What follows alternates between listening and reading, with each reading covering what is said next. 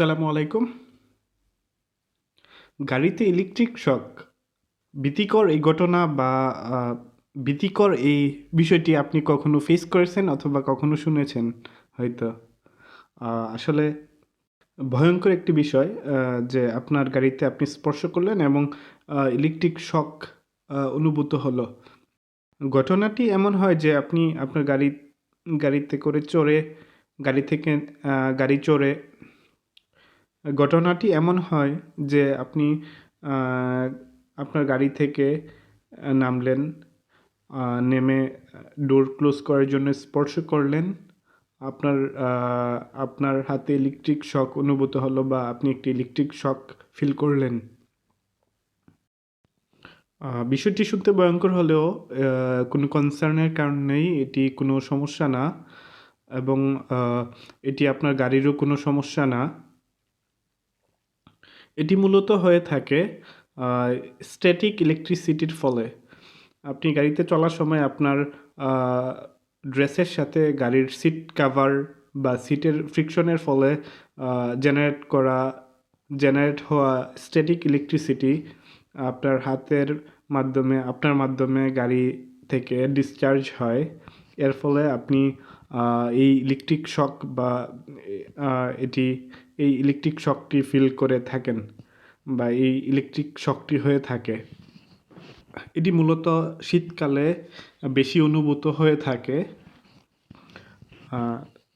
আপনার পরনের ড্রেস এবং সিটের সাথে ফ্রিকশনের ফলে জেনারেট হওয়া স্ট্যাটিক ইলেকট্রিসিটি ডিসচার্জের ফলে গ্রাউন্ডিং হওয়ার ফলে আপনার বডির মাধ্যমে তখন আপনি এই ইলেকট্রিক শকটি অনুভব করে থাকেন।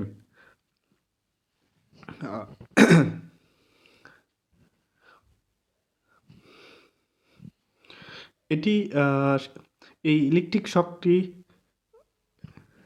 যেন না হয় তার জন্য একটি সহজ সমাধান রয়েছে।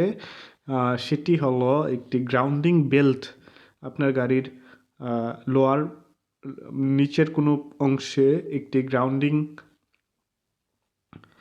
মেটাল বেল্ট ব্যবহার করলে, যেটি সবসময় আপনার গাড়ি থেকে সবসময় এটি সবসময় আপনার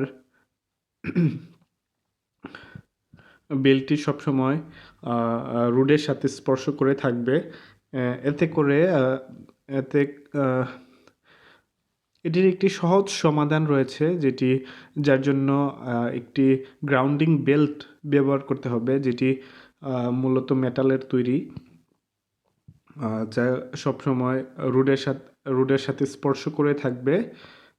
এতে করে জেনারেট হওয়া স্ট্যাটিক ইলেকট্রিসিটি গ্রাউন্ডিং হয়ে যাবে। এতে করে আর গাড়ির বডিতে স্পর্শ করলে কোনো রকম ইলেকট্রিক শক অনুভূত হবে না।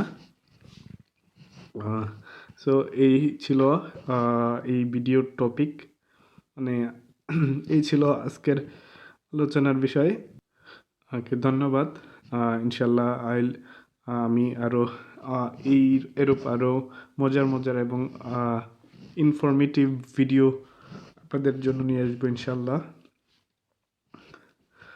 পাশে থাকার জন্য ধন্যবাদ। ইনশাআল্লাহ দেখা হবে নেক্সট ভিডিওতে।